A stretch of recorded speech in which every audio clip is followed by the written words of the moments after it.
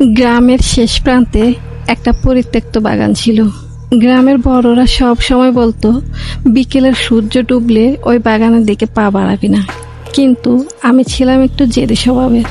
বিশেষ করে যখনই ওই বাগানের আশেপাশে যেতাম, অদ্ভুত সুন্দর কিছু নীল প্রজাপতি আমাকে আকর্ষণ করত। আজও তার ব্যতিক্রম হলো না।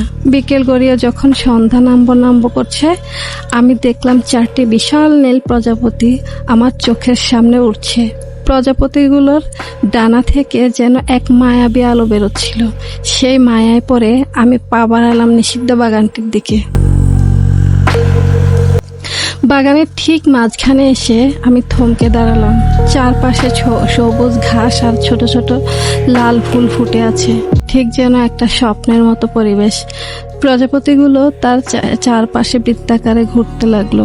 এক অদ্ভুত ভালো লাগায় আমার 2 হাত 2 দিকে প্রসারিত করলাম, ঠিক যেমনটা আপনারা এই ছবিতে দেখতে পাচ্ছেন। চোখ বন্ধ করে প্রকৃতির এই রূপ অনুভব করার চেষ্টা করলাম, কিন্তু ঠিক তখনই চারপাশের তাপমাত্রা এক ঝটকায় মাইনাসে নেমে গেল। আমার শরীরের পশম খাড়া হয়ে উঠল। বাতাসে ফুলের সুবাসের বদলে হঠাৎ পচা মাটির গন্ধ ছড়িয়ে পড়ল। আমার চোখ খুলতে চাইলাম, কিন্তু আমি আবিষ্কার করলাম আমার চোখ খুলতে পারছি না। এমনকি আমার বাড়িয়ে দেওয়া হাত দুটো আর নামাতে পারছি না। শরীর পুরো অবশ। হঠাৎ করে একটা ফিসফিসানি আওয়াজ ভেসে এলো আমার কানের কাছে। অনেকদিন পর একটা সঙ্গী পাওয়া গেল। আমার মন দিয়ে শোনার চেষ্টা করলাম। আওয়াজটা কোনো মানুষের নয়।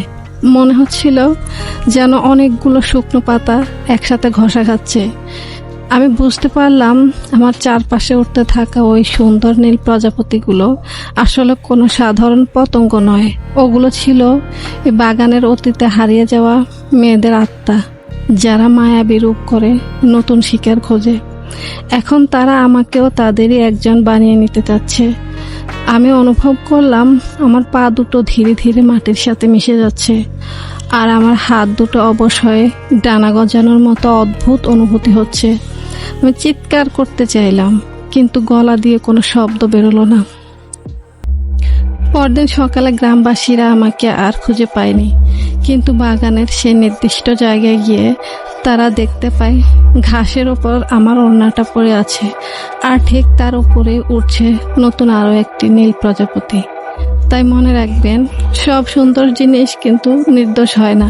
কিছু সৌন্দর্য আসলে সুন্দর